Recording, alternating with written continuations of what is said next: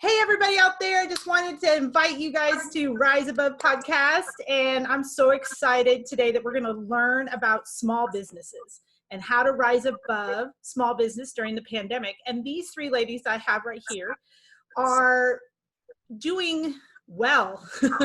I am impressed by how they're walking out their business during this season. And I wanted to share their knowledge with you guys. I wanted to share what's going on in their lives and how they're rising above this whole thing, especially as small business owners. So I'm going to have them introduce themselves and what is their company and where they're located at. So Tina, go first. I am Tina Johnson. I own Shine Boutique in Greenwood, and I also own Shine Your Light Candles brand. Oh, you own the brand? That's cool. I own the brand. That's cool. You betcha. That's cool. And Emily, why don't you go next? So I'm Emily. My husband Rex and I own Home Furnishings. It's in historic downtown Lisa. Cool. All right. And last but not least. Hello, I'm Sarah Darby and I own Bloom Baking Company. We have a location in the River Market in downtown Kansas City, and we recently opened a second location at 10th and Main, also in downtown Kansas City. Wow, that's so cool. I just love each of you guys' businesses. I love what you're doing. I wanted to ask you one question. What lesson have you guys learned through this whole pandemic process, through your business and small business? Anybody can go first. I'm happy to go first on that one. I thought a little bit about that, and there are several things, but just to kind of condense it, I've learned the difference between sympathy and empathy is huge when you're going through a struggle like a shutdown and you own a small business. Sympathy, people, are sorry, and it's a good thing. But empathy is so different because people come alongside you and they throw themselves in your shoes. Just a small example, my salary position stopped. I went to open our boutique, which we self-invested, so all of our resources personally were bound up.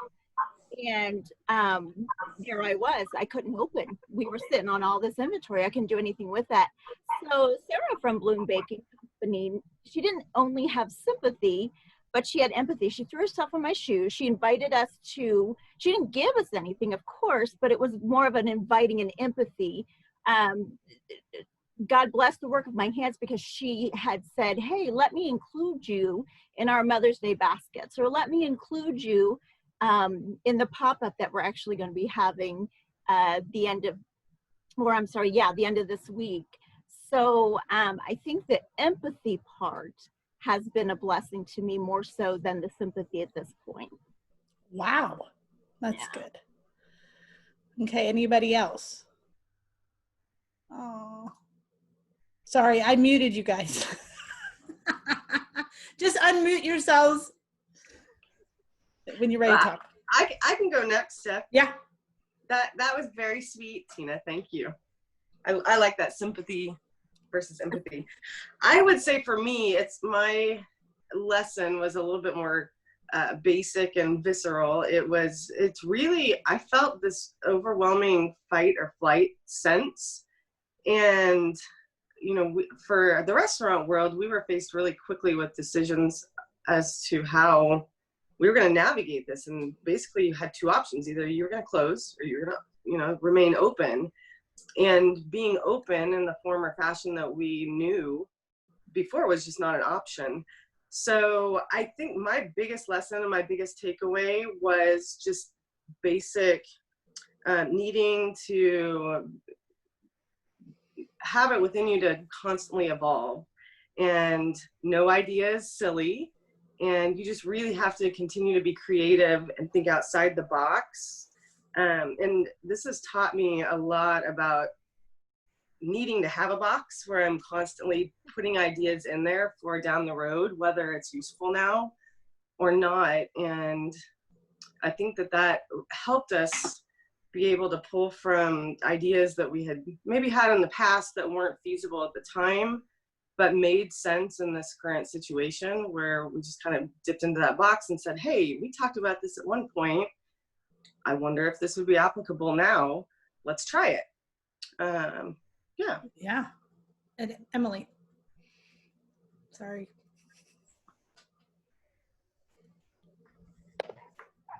Being creative was what we had to do because we were deemed non-essential. So the guidelines were really strict of what we could and couldn't do. So, we couldn't do curbside, but we could hire a courier. So we, same kind of thing Sarah said, coming up with ideas like how can we engage our customer? And we were sitting on all of our spring merchandise. And so we were like, how do we move this Easter stuff? I mean, it was March. Easter was not till April 12th. So, coming up with ideas, and we came up with grab bags. And I mean, we came up with that idea. I do FabFitFun. I subscribe. I'm so excited. I don't know what's in that box.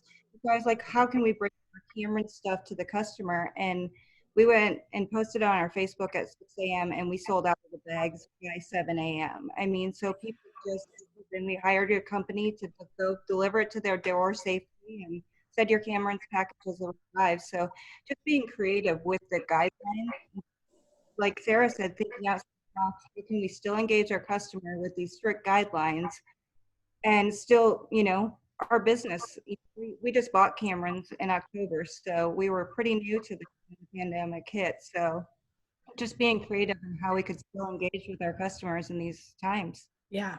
And that's what I loved about all three of you. Tina started right at the beginning of the pandemic. Emily started soon, had some momentum, but then it started. And then Sarah's been in business for a while. So I thought, what a different perspective from all three of you in the midst of it.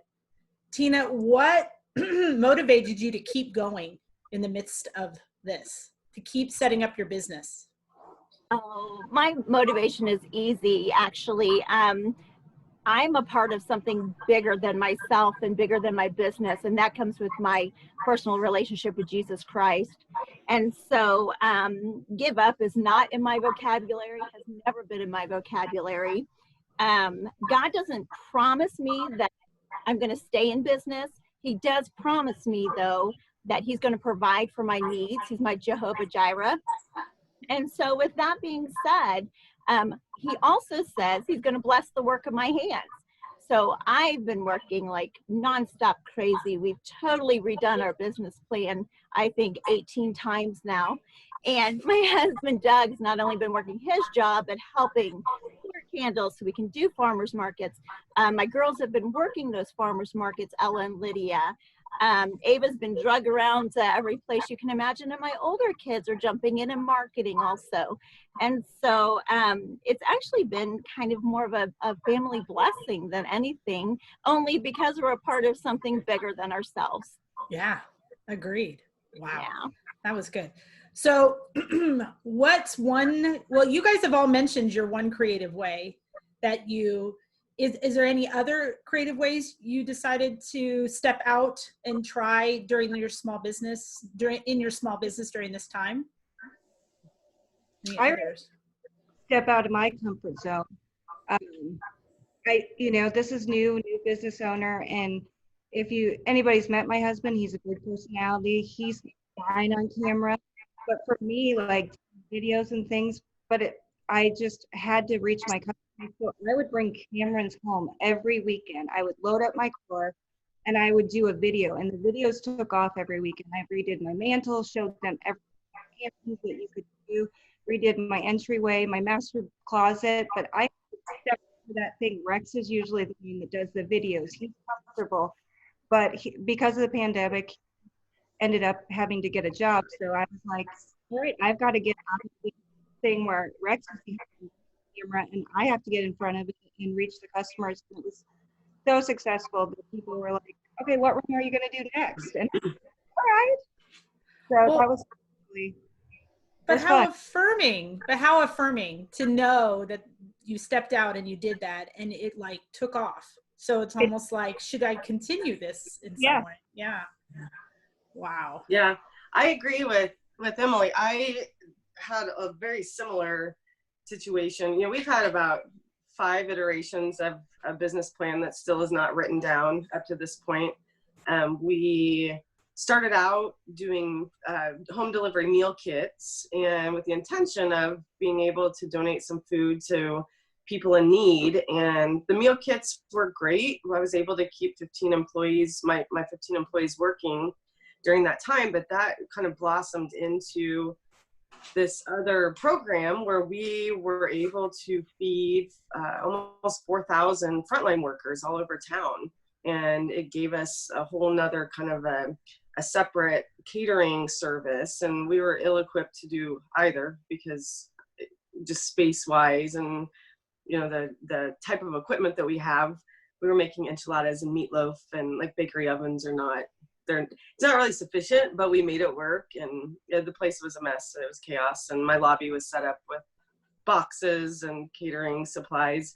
But I ended up doing, I think, 10 different news spots. And that is, I feel the same way. That's not my comfort zone. I don't like being on camera and being the center of attention. But I felt like if other people were going to invest in us, that I had to do my part and kind of own that piece of it, own my brand, and give the story behind why we were doing this. A lot of people don't know this about me, but I worked as a registered nurse for 15 years, and I have a lot of nursing family, a lot of medical family, obviously lots of friends in the community still. So when we identified that there was an opportunity to not only support our business through this, but give back in a way that we felt like was doing good, the whole story kind of came together. And it didn't make a lot of sense unless somebody's going to tell it. And that person obviously is me. So I had to get over that fear. I still don't like it. I was nervous every single time I had in a news interview, and I was doing live spots on the morning news and having news crews follow me to these hospitals. And it was completely terrifying still, but it got our message across, and we were able to allow people to kind of join us in that process. And it ended up being a lot of fun, in spite of everything and the reasons we were there. I think in the long run, it will end up being good for the business too. We got a lot of brand recognition and made a lot of new contacts that will be able to continue to patronize us in the future. But I loved that. I love that you reached out to the community and tied them into the process. That was actually really cool that you did that. So what do you think? So going back to, we are believers. We know each other from church. So what's one thing, I didn't necessarily want to say you don't have to have a verse, but what's one thing about God's character or a verse specific that got you through and is still getting through you through this time as a specific small business owner?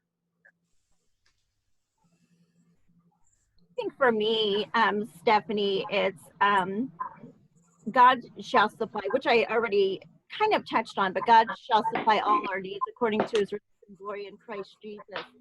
And if you look at the context of the scripture in Philippians 4, he talks a whole lot more about being content than he does actually the providing part.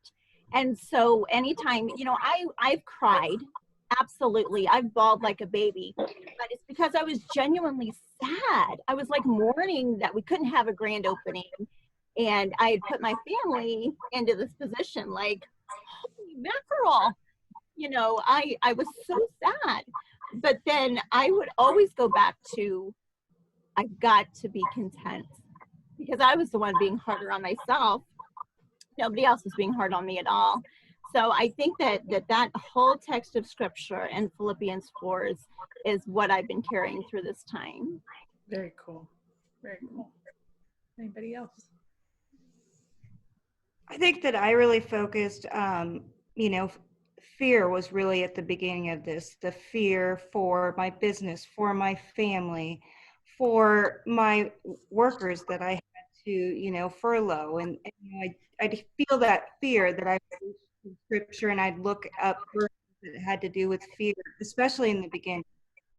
Lots of worship songs, I would sit here sometimes and I'd the fear taking over, and I would just start singing to myself, fear is a liar, and things that was really like for me at the beginning, because you just didn't know, turn the TV on and the fear I'd feel it again coming, and I'm like, I gotta release this fear.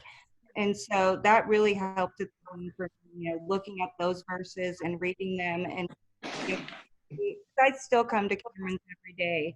Nothing quite felt normal. And I think that was the thing, is like that became my routine every day, like putting on worship music, create a new routine, a new normal was really good for me. How about you, Sarah? So I have a very similar response to Emily again. The fear was a huge part of it. It's this unknown for everybody, and for us, being considered an essential business, we were fearful for our business, and as Tina said, the financial side of it. But I also had a lot of fear around making the right decisions from a health standpoint. Am I exposing people? We didn't know enough about this yet to really have an idea of what the impact was going to be. And was I exposing people unnecessarily? Every decision that we were making had so much more weight, I felt like, because I was having to weigh it from multiple perspectives. And it was scary. I mean, it still is not over, obviously. Yeah. But as Emily mentioned, the song by Zach Williams of Fear He's a Liar, and he talks about it'll take your breath, it'll take your rest, and he tells you you're not strong enough. But in the end, you have to cast that fear away and realize that we're not called to live in the spirit of fear, and that we are overcomers, and that we're not in this alone, and there is a bigger purpose for all of it. So it's very easy, I think, to get just self-wrapped into it, and you have to step away and just realize that we're healthy. Our businesses it's tangible, monetary, it's stuff. Yeah. And so the things that we have to hold on to is the lesson learning and the people that have supported us, and our families and our church friends, and kind of reprioritize a little bit, because I felt like my mind just raced for weeks and weeks and weeks, and had to learn a lot about just kind of reminding myself how to be calm and to rest, and to realize that I'm not in control. Clearly, we're not in control. Yeah. Clearly, Yeah. If we were, maybe we might do things a little differently, but there is a bigger plan for it all. Yeah, definitely. I was going to say, I had to, when I started this, I kind of think of it as a small business, and people were like, are you on YouTube?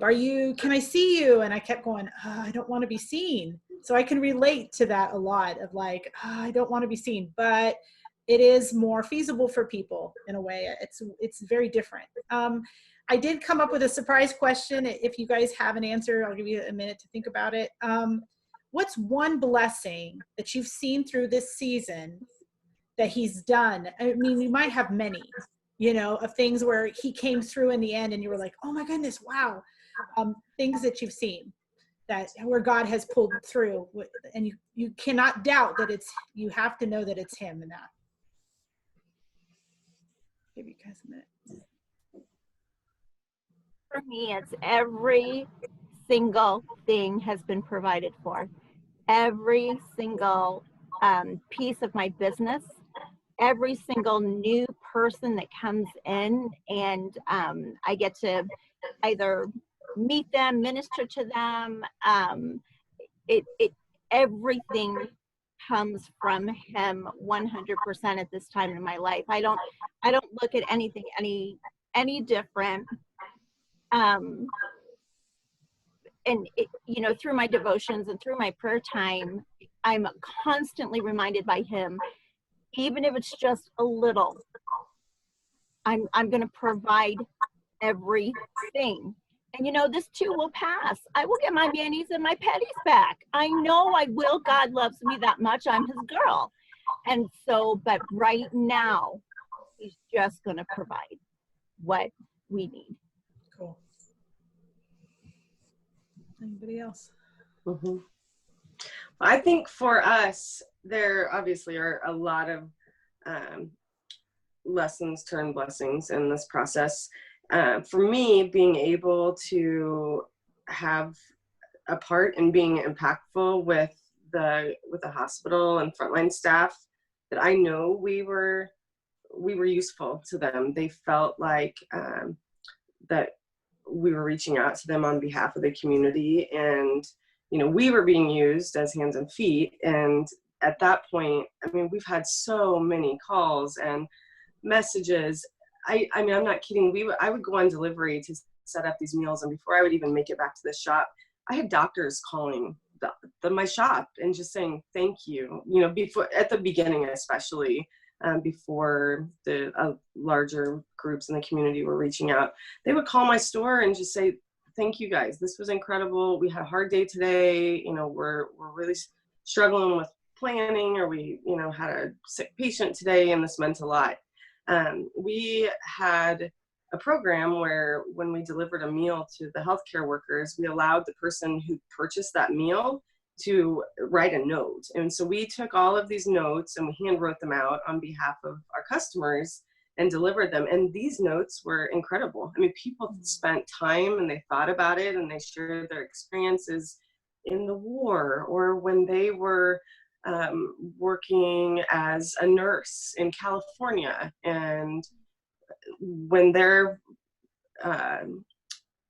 family member was ill, and how the hospital staff was so integral in then getting them through that.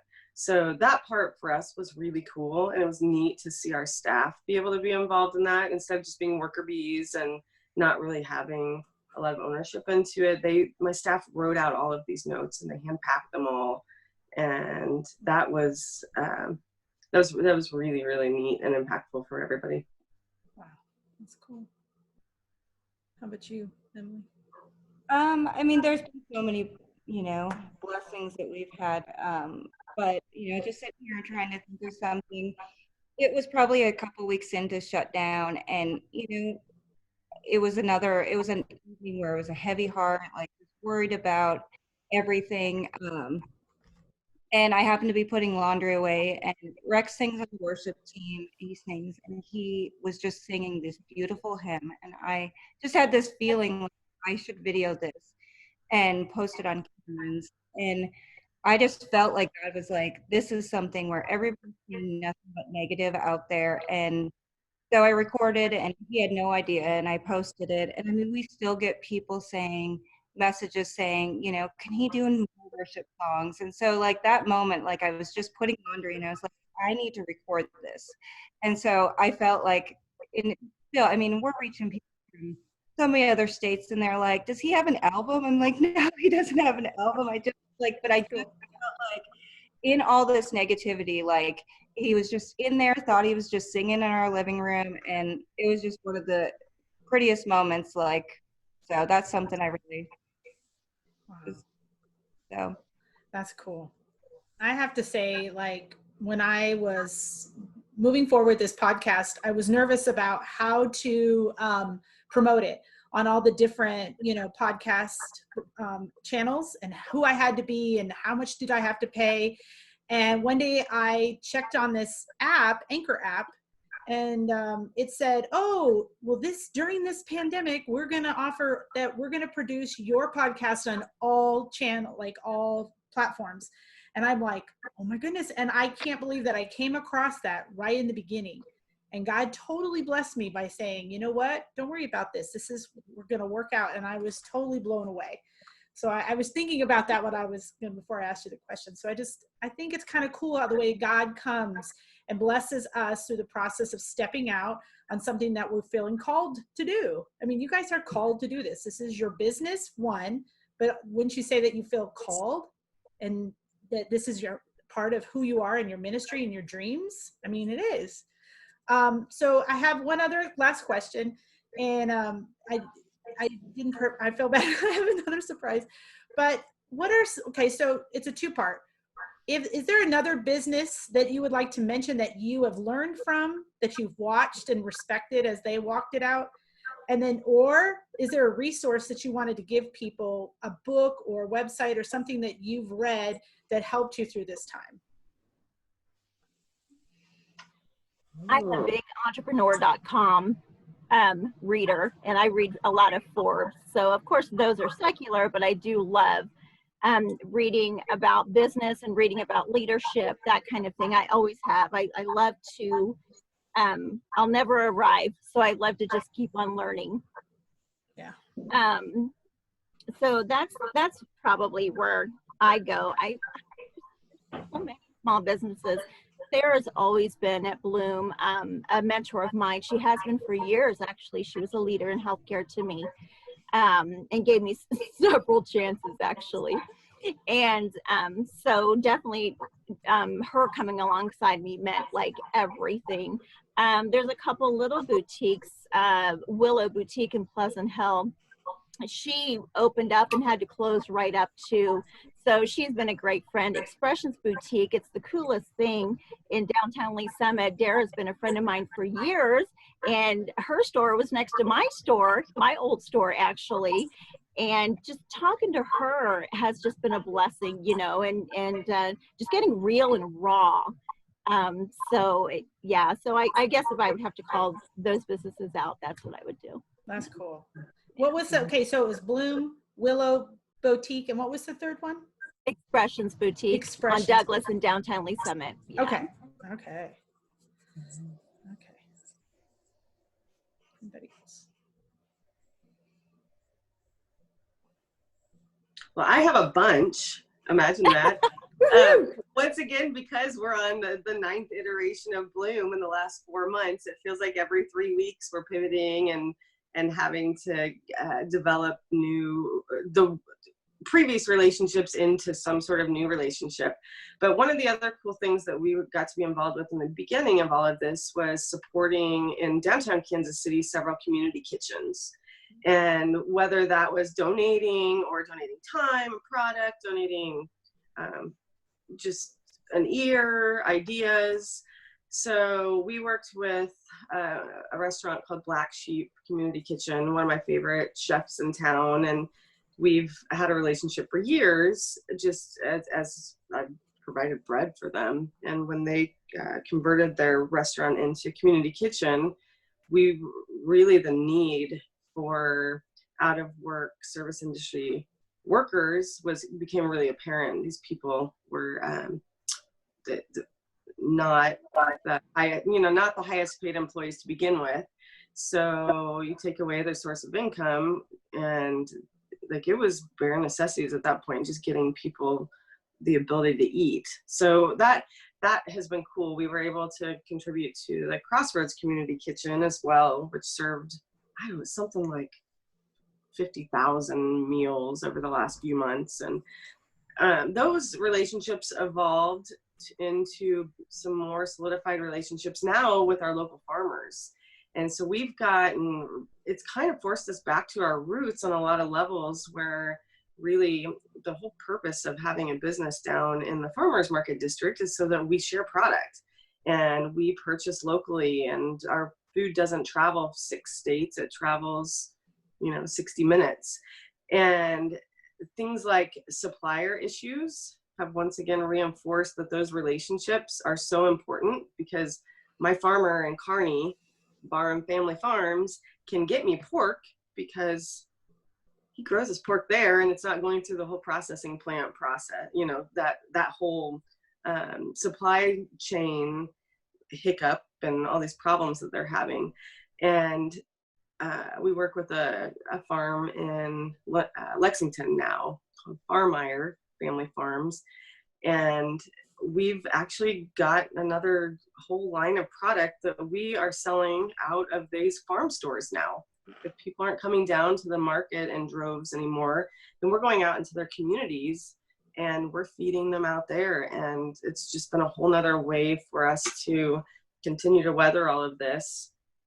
And I have so much respect for these farmers who have been hurt and hit by all of this in the beginning as well. I mean, a lot of these guys service restaurants as a large portion of their business, as do we. And when those restaurants aren't operating, you know, there goes all of your wholesale business, your eggs, your bread, your meat, your bacon.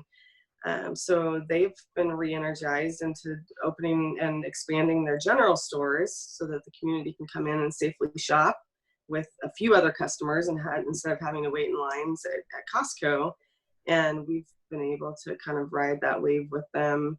And I feel like that piece of this model that we have right now is not going to be temporary. I feel like it's going to be a longer-term relationship with customers and with those farmers. And we're all kind of learning together. And that has been really fun. I'm really enjoying that part right now, getting back to just the basics of necessities. What do people need, and how can we provide them, and how can we get it to them in a way that they feel safe to be able to shop with us. That's cool. That's cool. That was a long answer. That's okay. That was good. So you're just like the farms and the feeding and the kitchens that you've been able to work with. That's cool. Mm-hmm. Emily, do you have any? So for me, there's been so many businesses downtown with us purchasing Cameron's, Candace at Whistle Stop, Melissa at Berry Violet, but my biggest mentor has been the previous owners. So, we interviewed, it was a private sale. We had to get, they had to love our family, and we fell in love with them. But Amy, they owned this business for 19 years. And I mean, she is a mentor. And, when this all hit, I mean, she had never experienced, she was calling me every day, like, what do you need? I mean, I just can't say enough about the previous owners of Cameron's. They've just been so awesome. I mean, she went to market with me in January. I mean, so Amy Robertson has been such a huge mentor to me. So grateful for her. That's really cool. That's cool. That's cool. So we're coming to the end, and I just thank you so much. And I want to reiterate what Tina said. I really hope that this is a like an empathy for people going through this process. I mean, that's really what I want. And I wanted to encourage other people and say, there's people out there that are surviving, and this is how they're surviving, and this is what God's doing in their life. I mean, that was really what I wanted for the most. And I was so grateful that you guys were willing to come on here with me and discuss these things, because I just hope that it encourages someone out there who's struggling through the process of their small business. I know it's really tough. And I just love the way you guys have walked this out.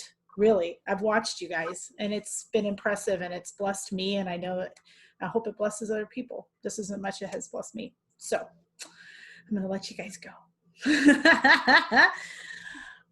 All right. Bye, you guys. Thank you. Thank you. Thank Bye, you. guys. See you Sunday, Tina.